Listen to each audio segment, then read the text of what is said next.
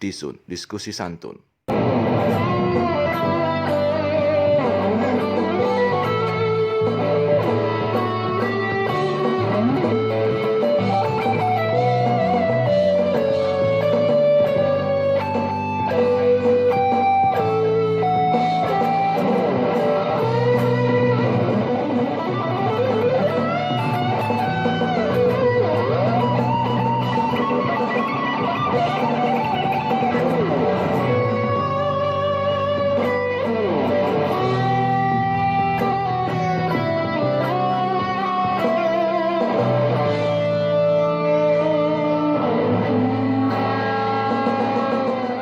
Pembicaraan kita dengan Bro Yudi. Kalau tadi kita sudah membahas seputar studionya, nah kali ini kita membahas kegiatan sehari-hari Bro Yudi. Kira-kira ASN ini sesibuk apa sih kok dia bisa bagi waktu? Bro, ceritain Bro. Oke, jujur Bro, sebenarnya di waktu ini ya, secara jam kerja kan 7,5 jam per hari itu lumayan menguras energi ya Bro. Energi yang jelas, kemudian pikiran dan fisik juga. Justru apa ya, karena passion saya di musik, jadi kadang pulang kalau anak udah tidur, saya coba nyentuh gitar Bro, nyentuh gitar, main lah. Meskipun nggak rutin ya Bro, kadang di seminggu itu cuma sekali doang gitu. Rasa capeknya hilang, itu jadi kuncinya tuh. Bermusik itu juga bisa menghilangkan lelah ya. Lumayan jadi penawar inilah rasa lelah Bro. Ya, mungkin udah pada tahu ada yang juga bentuk Bro Yudi di band tuh posisinya apa itu? Apa gendang atau apa? Nah, itu cita-cita itu, karena saya lihat para gendangers itu ya enak benar-benar enak. Jarang kan ya? Jadi asik gitu. Mau belajar besok ya? Insya Allah Bro. Sayang terus. Tapi sayang Bro, saya sekarang posisinya lead gitar. Dari dulu ya, dari dulu dan sampai sekarang masih nggak mahir-mahir Bro. Selalu merendah Bro ini. Sempat ini jadi ketuanya apa sih komunitas gitar GGC. Berarti nggak sembarangan ya kan. Kasih kiat-kiat dong sama teman-teman yang baru mulai main gitar, kira-kira kayak berapa jam sehari mungkin dengan apa namanya cara memilih-milih gitar yang mungkin sesuai karakter. Kadang-kadang cuma lihat looknya aja nih bagus nih. Bener. Apakah seperti itu memilih gitar? Kalau tips dari saya, dari pengalaman ya Bro, kalau untuk belajar atau lead ataupun ini memang kita mesti disiplin yang pertama. Disiplin itu waktunya sebisa mungkin ya minimal 2 jam 3 jam lah per hari Bro. 2 jam 3 jam itu sebaiknya kalaupun tidak ada hal yang khusus, fingering aja Bro, senam jari dengan pola-pola yang banyak banget di YouTube ya, model-model pemisahan jari, stretching segala macam ya, silahkan berselancar di YouTube lah ya. Nah, kemudian kalau bisa disiplin, nggak pakai sound pun nggak masalah Bro sebenarnya. Yang penting jari itu berjalan terus gitu, gerak terus sambil nonton TV, sambil ngobrol ya gini-gini terus nggak masalah. Picking itu kan hampir kalau menurut saya hampir setengahnya daripada permainan kita, karena kalau pickingnya sudah kurang tegas ataupun kurang ini, jadi pengaruh ke not-not, ke akurasi yang kita not yang disentuh. Ada ini banyak orang putus asa nih, udah latihan berjam-jam, bertonton bahkan kursus lama banget gitu, sampai akhirnya nyerah tuh gimana? Bosan mungkin dia. Mungkin iya, karena ini kali Bro nggak ada yang bimbing kali ya, nggak ada yang bimbing. Jadi ya apapun itu saya rasa hobinya kalau nggak ada yang bimbing, kemudian nggak punya tujuan aku nih di mana sih akhirnya, seperti itu di mana sih gitu, yang pengen saya capai ini apa, jadi nggak punya referensi awal, aku pengen jadi seperti ini gitu, jadi mungkin akhirnya dia bosan gitar itu mau untuk apa? Gitu. Sebagai apa nih gitu. Pernah ngalamin bosan nggak sih? Pernah Bro, pernah. Manusiawi ya. Manusiawi. Ngatasinya kayak tadi mungkin apa masih jeda gitu untuk nggak mau lihat gitar dulu atau gimana? Biasanya Bro bener kayak gitu tuh. Untuk membangkitkannya lagi sengaja nonton video-video virtuoso gitar gitu, orang-orang hebat lah yang bermain gitar. Kok mereka bisa, akhirnya kita jadi terpacu ya. Ternyata kita belum bisa apa-apa juga gitu, masih ada yang lebih hebat. Benar. Motivasi sebenarnya sih ya. Keren. Dan mungkin berbagi pengalaman di panggung menghilangkan rasa grogi yang berlebihan itu gimana? Yang paling dirasa takut tuh kalau yang nonton sama-sama musisi, bro. Oh begitu. Iya, kalau orang awam Pressure-nya lebih. iya, pressure-nya lebih, bro. Karena ini salah nih gitu. dia bisa gue tahu tuh ditungguin. kok lu salah tuh. Betul. Melodinya bukan gitu tuh. Iya, tapi ya akhirnya belakang saya nemuin jawaban, bro. Nah, ini penting. Jadi gini, saya dulu pernah berpikiran kalau di gitar ya ada kolom, kata orang tuh fret ya. Kalau main di sini salah, ternyata orang lebih hebat mainnya di sebelah sana. Ternyata gitar tuh istimewa, bro. Gitar istimewa. Middle tuh ada 3. Jadi not di sini tuh ada yang sama. Jadi fret-fret tentu ada yang sama. Sehingga kita mau ngambil gimana, yang penting notnya sama, bro. Ya. Notnya sama, itu yang jadi catatan. Dulu saya takut, bro. Orang yang lebih hebat dari saya main di sebelah sini. Padahal notnya sama. Kayak keren gitu ya. Iya, keren. Kok kayaknya lebih rapi. Saya kok di sini ke sini. Ternyata notnya yang kita pengen tuju itu sama. Jadi yang selama notnya nggak bubrah banget ya, bro. Ya santai aja sih gitu. Ada idolanya nggak sih? Banyak panutan yang kayak banyak banget. Ini gua banget nih kalau sama dia gitu. Iya, banyak banget. Punya kesamaan. Siapa kira-kira? Di awal itu yang jelas ini ya, Yngwie Malmsteen ya sama Paul Gilbert ya. Kenceng banget ya. Itu awalnya, bro, tapi belakangan karena umur juga dan kebutuhan panggung kemudian ya lebih ngesul gitu ya. Belakangan saya suka yang lebih slow lah gitu. Jadi kayak juga pemain panggung itu yang dikejar juga pembenaran lagu ya pasti. Benar Tuh bahaya kalau yang request nggak tahu kan, masa kita pencet MP3 gitu kan. Asli, bro. Nah, itu punya pengalaman gitu yang gimana di panggung gitu, bro. Jadi bro, gini, bro, yang lucu banget nih sebenarnya. Jadi di wedding nih, bro. Di wedding si bapak request lagu ya. Jadi tanpa ngomong dulu ke belakang ke kami, langsung ngomong, bro. Langsung ngomong pakai mic tuh. Nodong ya dia. Assalamualaikum, saya adalah rekan dari bapak yang nikah gitu.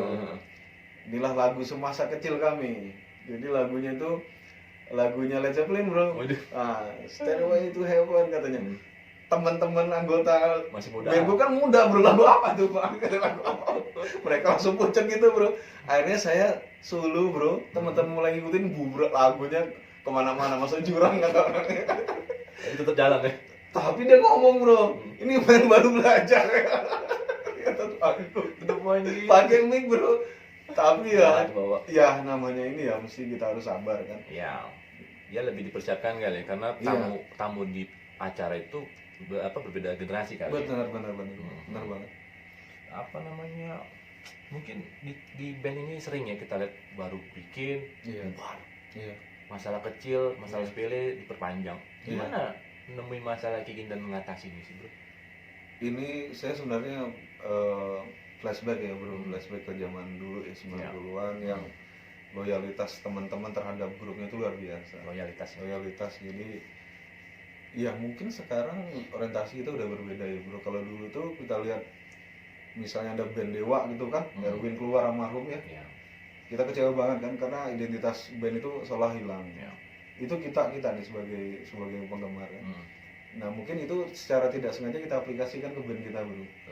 Dan akhirnya kita menuntut itu, bahkan mungkin Bro Ali lebih ini nih, mahir nih main gitarnya. Bassnya nggak tahu, kunci aja nggak tahu, drumnya lumayan.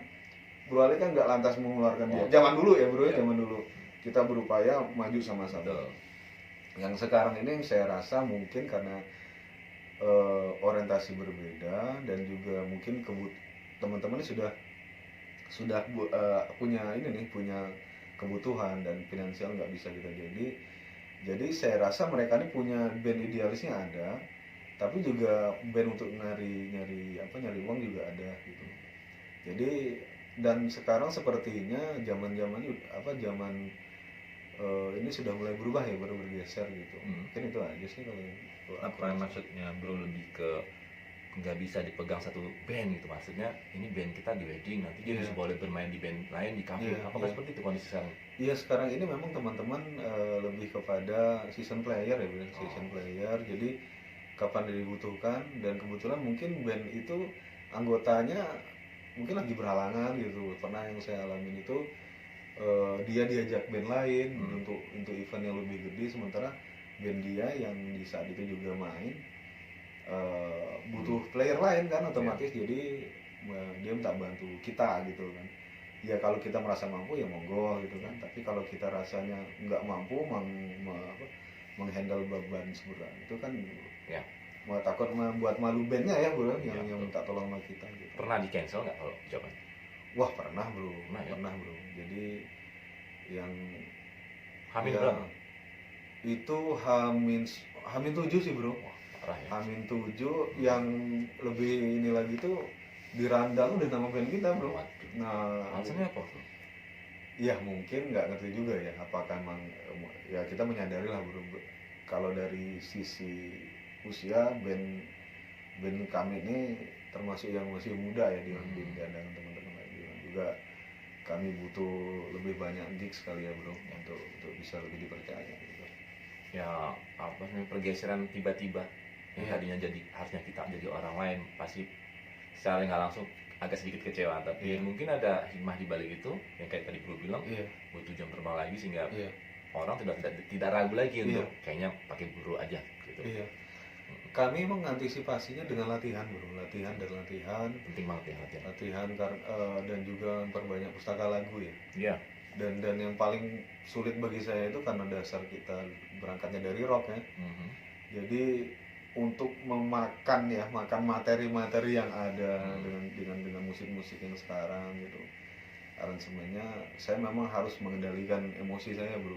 Ya kan dulu kan gitar progres nih, karena ya kesukaannya kayak Inggris segala macam kan, kalau gitarnya nggak lari sana sini kayaknya nggak enak main, dan itu yang paling sulit bagi saya untuk menyesuaikan diri. Alhamdulillah belakangan udah mulai bro.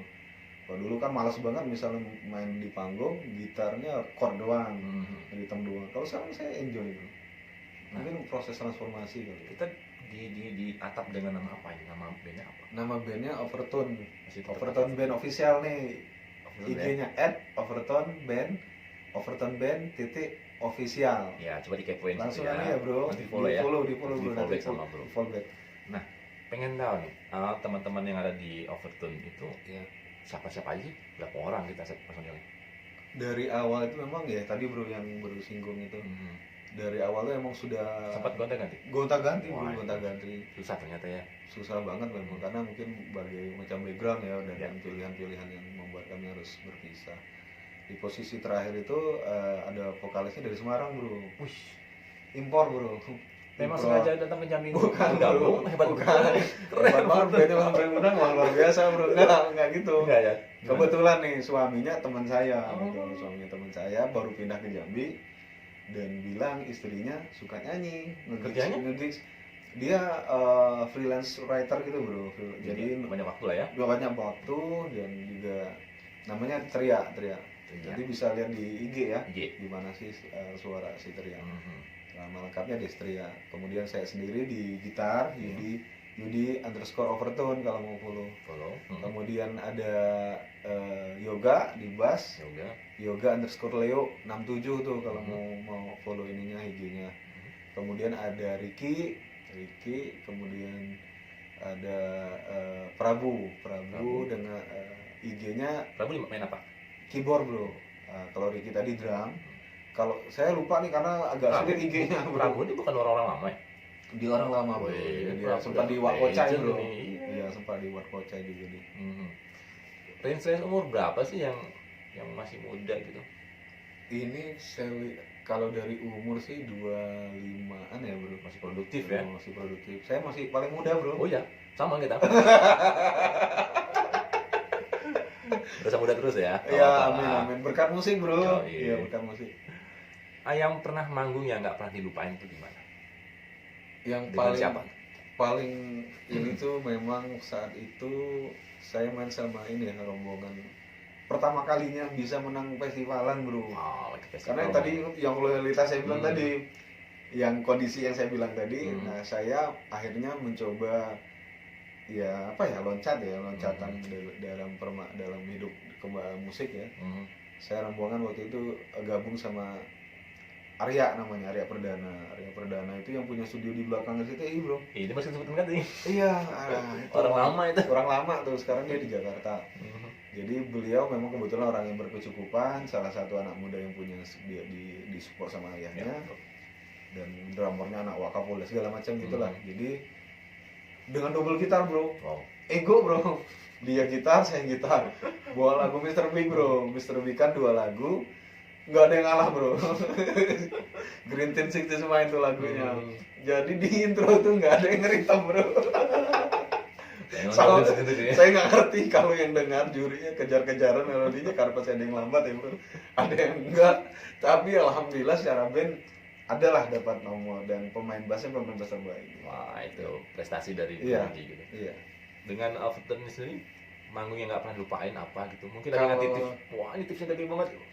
Kalau yang dengan Overtone sendiri band saya yang sekarang itu yang paling nggak pernah dilupain kemarin bro di akhir tahun latihan di teras bro. Oh iya Mulai iya dari iya. Iman bro, Artis lo. Iman Jiro. Itu gimana ceritain tuh? Kok bisa bareng Iman gimana? Jadi ini ya Teh Nurma ya, Mhm. Uma dari teras menawarkan kita. Ini nggak tahu nih apa karena lihat kapasitas kita teras Nusa ya. Iya. Apa karena memang jodoh kali ya bro. Itu sama tehnya tuh. Ya, dihubungin sama Teteh? tetehnya dan kami diminta bisa nggak dan dikirim listnya bro. Jadi saya juga sebenarnya ragu juga bro dengan kapasitas dan kualitas beliau apa kami sanggup gitu kan. Jadi dikirim lagu ya alhamdulillah kami bisa lah mengikuti dan waktu itu kami sempat latihan di teras ya. Hubung sering manggung, biasanya alat-alat yang dibawa apa tuh biasanya? Yang sering saya bawa panggung ya, ya gitar Squire sayangan saya bro, Gitu ya. Squire, kemudian ini ada Efek-efeknya. efek stompok ya saya udah beralih ke sini. Cuman ini bukan yang mahal-mahal bro, Udah serem nih, udah serem. soalnya agak enak lah di kuping saya gitu. Udah nemuin karakter sendiri ya sih. Benar. Oke, ini kita udah di penghujung bro. Pengen nih deh buat temen-temen yang mulai mungkin baru merintis ngeband atau yang sedang berjalan, sudah meniti karir. Gimana nih supaya sampai puncaknya tuh bertahan dan berkembang lebih lagi tuh gimana pengalamannya bro bikin band selama ini, coba deh bro. Yang pertama tentu ini bro, band itu dianggap keluarga nomor 2, Ya. keluarga nomor 2. Jadi insya Allah kalau dari lahirnya seperti itu kemana-mana sejalan satu ide dan kalau bisa pasti ada perbedaan kan, baik itu orientasi, referensi segala macam. Ya kita akomodir semua dan disatuin pikiran dan menjadi karya yang mungkin punya nilai lebih ya yang baru dari yang ada yang lain. Kemudian juga Attitude berpengaruh nggak bro? attitude wah pengaruh sekali bro yang selama ini saya rasakan memang attitude itulah yang nomor 1 dinilai orang ketimbang skill kita gitu. Skill bisa diasah ya. Skill bisa diasah. Oke teman-teman, kayaknya cerita hari ini berinspiratif banget ya. Teman kita ini sebenarnya udah lama berkecimpung, berhubung. Ya namanya waktu berjalan harus ada yang dipilih. Musik tetap berjalan tapi karena sudah ada berkeluarga ya bro, Iya. pasti ada yang dipertimbangkan. Dan kesehariannya juga masih tetap jadi band-band session player, tetap bermusik, bukan berarti di ujung waktu nggak bermusik karena mungkin tujuan sudah nggak lagi ke industri ya bro. Iya. Kalau dulu mungkin getol ngejar industri, sempet sana sini juga, ya lebih Pilihan hidup kali bro. pilihan hidup. Tapi tetap main musik. Iya. Jadi teman-teman juga jangan cepet putus asa, sering-sering sharing sama beliau juga asik, orangnya asik. Kapan-kapan kalau udah waktu bisa langsung kontak beliau, ngobrol, asik nih bisa sini langsung mau nanya-nanya pasal bikin studio atau ada nggak di sini yang ngajarin Gitar ya? Gitar. Ada. Enak di sini, jadi ya sering sharing-sharing lah istilahnya kalau Iya. bahasa musik ya. Iya. Ya sekian dulu dari kita, lebih kurang kita mohon maaf. Besok kita akan lanjut ke studio berikutnya yang lebih menstress lagi supaya ini bisa berkembang, oke? Bro, thank you semuanya. Thank you. Kita nggak bisa salaman dulu ya. Iya, distancing bro. Jangan lupa like, subscribe, dan share. Bye. Bye. Menari menyinari menyusul